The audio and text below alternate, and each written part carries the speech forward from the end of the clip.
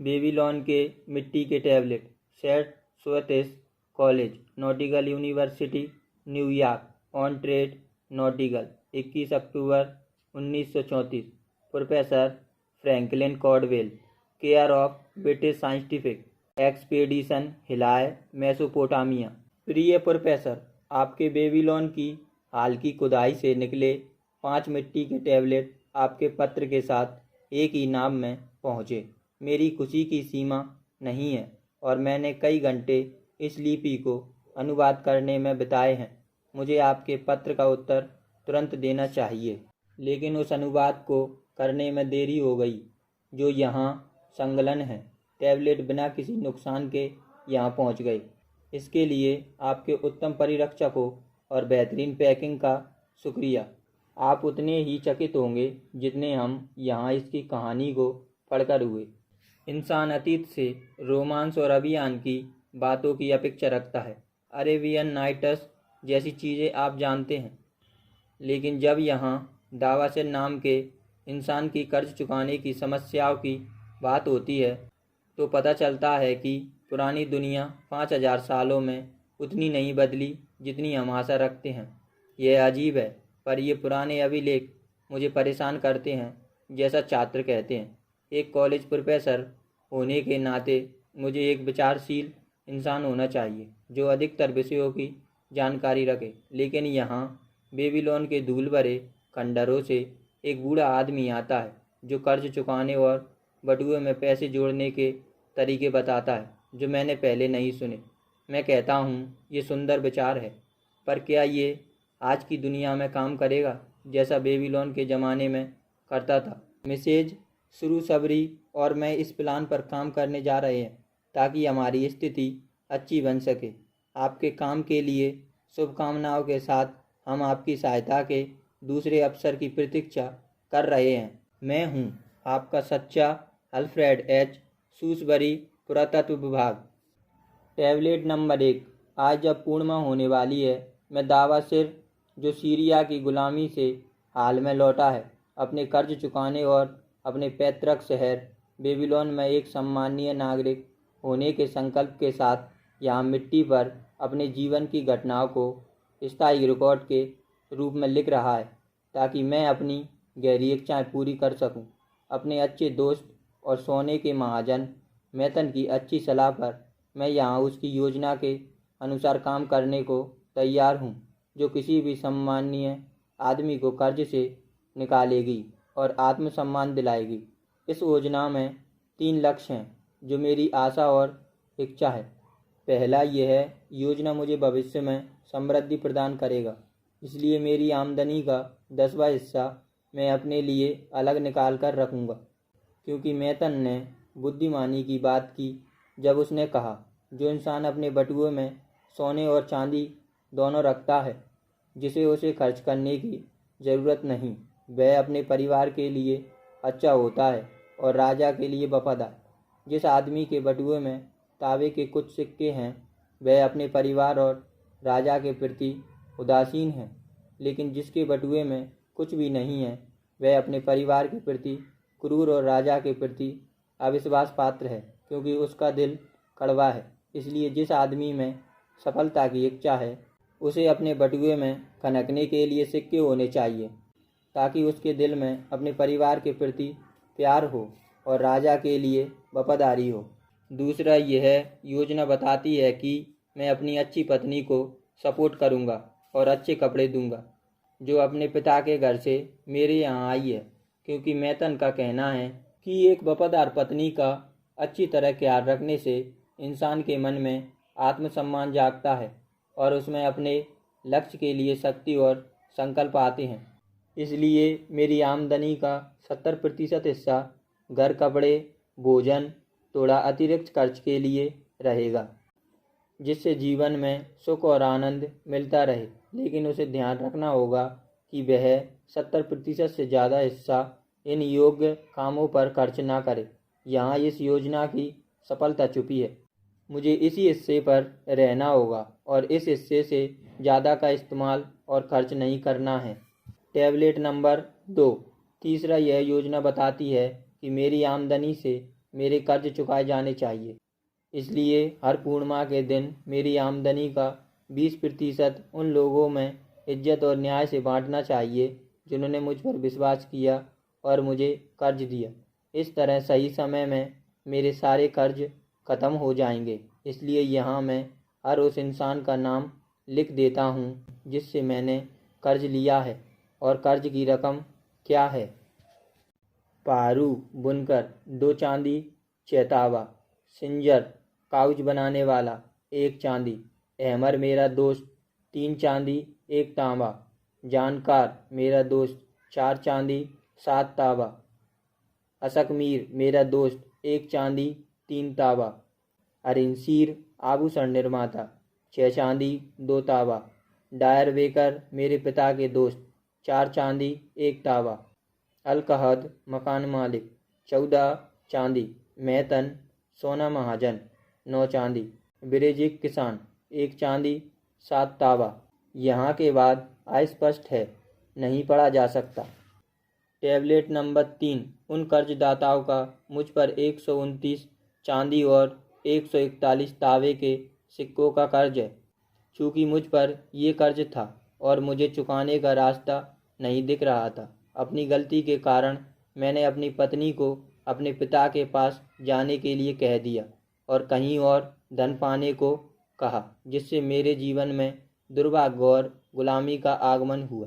अब चूँकि मेहतन मुझे बता रहा है कि मैं अपनी आमदनी से कैसे कर्ज को छोटी मात्रा में चुका सकता हूँ, मैं महसूस करता हूँ कि फिजूलखर्ची के परिणामों से भागना मेरी कितनी बड़ी गलती थी। इसलिए मैं अपने कर्जदाताओं के पास गया हूँ और मैंने उन्हें बताया कि मेरे पास मेरी आमदनी के अलावा उनका कर्ज चुकाने का कोई उपाय नहीं है और इसलिए मैं अपनी आमदनी का 20% ईमानदारी से अपना कर्ज चुकाने में लगाना चाहता हूँ। मैं इससे ज़्यादा अभी नहीं दे सकता, इसलिए अगर वह धैर्य रखे तो मैं समय पर सारे कर्ज चुका पाऊँगा। अहमर, जिसे मैं सबसे अच्छा दोस्त समझता था, उसने मुझे डांटा और मुझे शर्मिंदा किया। ब्रेजिक, जो किसान था, उसने मुझसे याचना की कि मैं उसका कर्ज सबसे पहले चुकाऊं, क्योंकि उसे मदद की सबसे सख्त ज़रूरत थी। मकान मालिक अलकहद बदतमीजी से पेश आया और उसने कहा कि वह मुझे तंग करता रहेगा जब तक मैं उसका कर्ज न चुका दूं। बाकी सभी ने मेरी मांग स्वीकार कर ली, इसलिए मेरा संकल्प और मजबूत हुआ और मैं जान गया हूँ कि मैं लोगों का कर्ज चुका पाऊँगा। हालांकि मैं कुछ लोगों की मांगें नहीं पूरी कर सकता, पर मैं सबसे निष्पक्षता से पेश आऊँगा। टैबलेट नंबर 4 आज फिर पूर्णिमा है। मैंने मुक्त दिमाग से काम किया है। मेरी अच्छी पत्नी ने मेरे कर्जदाताओं को भुगतान करने की नीयत का स्वागत किया है। अपने संकल्प के कारण मैंने काफ़ी कमाया। नेबटूर के लिए अच्छे पैरों और सेहत वाले ऊँट खरीदे, जिनकी कीमत चांदी के 19 सिक्के थे। इन्हें मैंने अपनी योजना के हिसाब से बांटा है। इसका 10वां हिस्सा मैंने अपने लिए रखा है। 70% मैंने अपनी पत्नी को घर चलाने के लिए दिए हैं। 20% को मैंने अपने कर्जदाताओं के 20 तावे के रूप में विभाजित कर दिया। मैंने अहमर को नहीं देखा, लेकिन इसे उसकी पत्नी के पास छोड़ दिया। ब्रेजिक इतना खुश था कि वह मेरा हाथ चूम लेता। केवल बूढ़ा अलकहद गुस्से में था और उसने मुझे जल्दी भुगतान करने के लिए कहा। इस पर मैंने कहा कि अगर मुझे अच्छा भोजन मिला और मैं चिंता मुक्त रहा तो मैं जल्दी भुगतान कर पाऊँगा। बाकी सभी ने मुझे धन्यवाद दिया और मेरी कोशिश की प्रशंसा की। इसलिए अमावस्या के अंत में मेरा कर्ज चांदी के 4 सिक्कों तक कम हो गया है और मेरे पास चांदी के 2 सिक्के हैं, जिस पर किसी और इंसान का अधिकार नहीं है। मेरा दिल पहले से काफ़ी हल्का हो गया है, जिससे चांद पूरा चमक रहा है। मैंने काफ़ी श्रम किया है पर कम सफलता मिली है। मैं कुछ ही ऊँट खरीद पाया हूँ। मैं चांदी के सिर्फ 11 सिक्के कमा पाया हूँ, लेकिन मैं और मेरी पत्नी अपनी योजना पर टिके हुए हैं। हालांकि हमने नए कपड़े नहीं खरीदे और हम बहुत थोड़ा खाते हैं। फिर से मैंने खुद को 11 सिक्कों का 10वां हिस्सा दिया और हम 70% हिस्से पर रहे। मुझे आश्चर्य हुआ जब अहमद ने मेरा छोटा भुगतान स्वीकार किया। ब्रिजिक ने भी स्वीकार किया। अल्कहद गुस्से में आ गया, पर जब मैंने उसका हिस्सा लौटाने को कहा वह शांत हो गया। बाकी सारे पहले की तरह संतुष्ट थे। फिर से चांद चमकता है और मुझे बड़ी खुशी है। मैंने ऊँटों का एक अच्छा झुंड देखा और कई अच्छों को खरीदा, इसलिए मेरी कमाई चांदी के 42 सिक्कों में बदल गई। इस बार मैं और मेरी पत्नी ने काफ़ी ज़रूरी कपड़े और जूते खरीदे। हमने गोश्त का भी आनंद लिया। हमने अपने कर्जदाताओं को चांदी के 8 सिक्के दे दिए। अलकद ने भी सवाल नहीं उठाया। यह अच्छी योजना है जिसने हमें कर्ज से निकाला और वह संपत्ति दी जो हमारी थी। इस मिट्टी पर अंतिम बार जब लिखा था तब से 3 पूर्णिमाएँ गुजर चुकी हैं। हर बार मैंने खुद को कमाई का 10वां हिस्सा दिया है।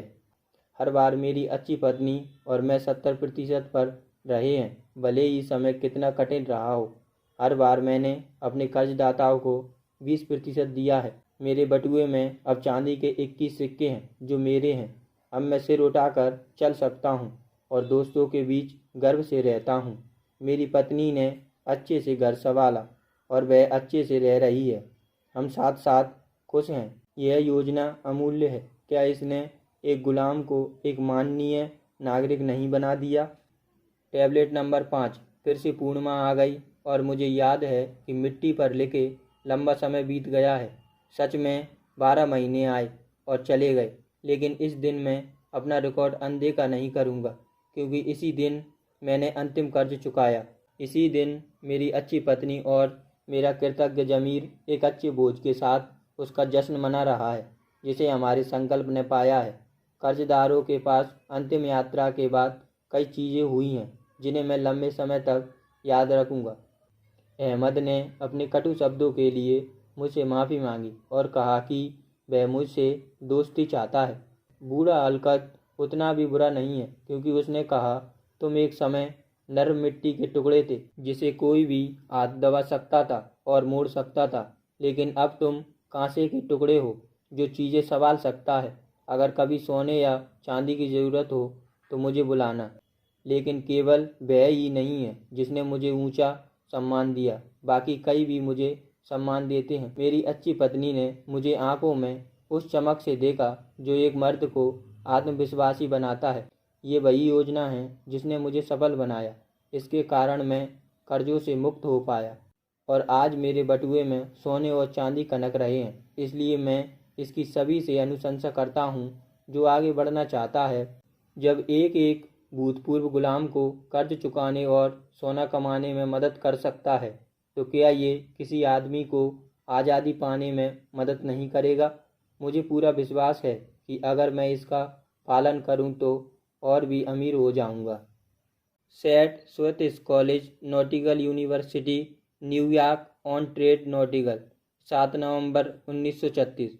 Professor Franklin Caldwell, care of British scientific expedition, Hillah, Mesopotamia. मेरे प्रिय प्रोफेसर, अगर बेबीलोन के खंडहरों की खुदाई करते समय आपको एक पुरानी बासी दावासिर नाम के ऊँटों के व्यापारी का भूत मिले तो एक एहसान करना। उसे बताना कि मिट्टी के टैबलेट पर उसकी लिखी चीज़ों के लिए इंग्लैंड में यहाँ लोग काफ़ी एहसानमंद हैं। आपको शायद मेरा 1 साल पहले लिखा याद हो, जब श्रीमती श्रूबरी और मैंने इस योजना का इस्तेमाल अपने आप को कर्ज से निकालने और कनकते सोने को पाने के लिए किया था। आपने शायद अनुमान किया हो, पर हमने अपने दोस्तों से भी हमारी हरकतों को छुपाने की कोशिश की थी। हम कई सालों तक अपने कर्जों के कारण शर्मिंदा रहे और कई व्यापारियों के डर के कारण बीमार रहे कि कहीं वह कोई घोटाला करके हमें कॉलेज से निकाल न दे। हमने भुगतान किया और भुगतान किया, अपनी कमाई से एक एक पैसा निकाल कर, लेकिन तब भी यह काफ़ी नहीं था। इसके अलावा हम वहीं से खरीदारी कर सकते थे जहां ज़्यादा कीमत के बावजूद उधार मिल सकते थे।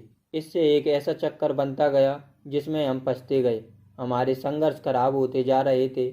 मकान मालिक पर कर्ज होने के कारण हम सस्ते घरों में नहीं जा सकते थे।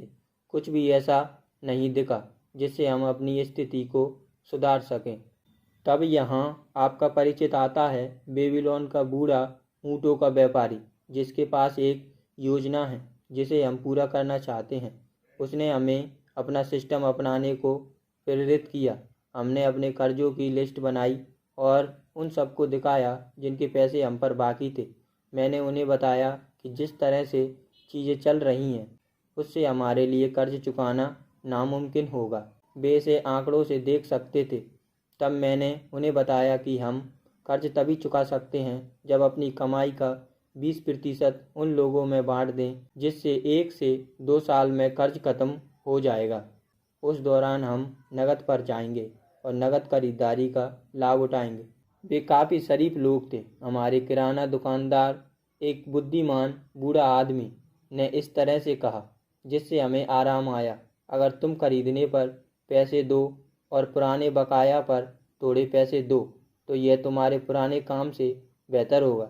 जब 3 सालों में तुमने थोड़ा भी भुगतान नहीं किया है। अंत में मैंने सभी नामों को एक समझौते में डाला कि वे मुझे तब तक तंग नहीं करेंगे जब तक हम आमदनी का 20% भुगतान कर रहे हैं। फिर हम सोचने लगेंगे कि 70% पर कैसे रहें।